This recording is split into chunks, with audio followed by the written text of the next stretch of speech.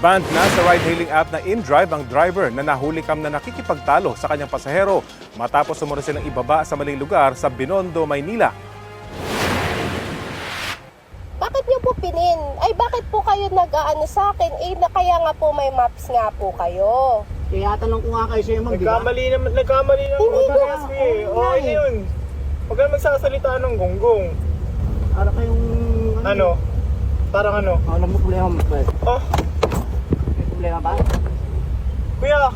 Kasi nag-pin po ako, hindi kaya nga po. Hindi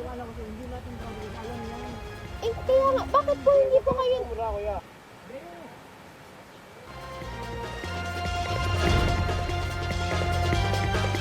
Bago pa bumaba, mainit na ang pagtatalo ng driver at mga pasahero niya tungkol sa maling pin ng destinasyon. Kita naman sa CCTV ng Barangay 293 ang pagbaba ng mga pasahero kahit hindi pa nakakaparada ng maayos ang sasakyan. Ayon sa babaeng pasahero, kahit naiabot na ng driver ang sukli, tuloy pa rin sila sa pagtatalo hanggang sa bumalik ng kotse ang driver at kumuha ng kutsilyo raw at iniamba sa kanila. Ang insidente, inawat ng ilang naroroon sa lugar kaya umalis na rin ang TNVS driver. Ayon sa InDrive, hindi na sumasagot sa kanila ang driver.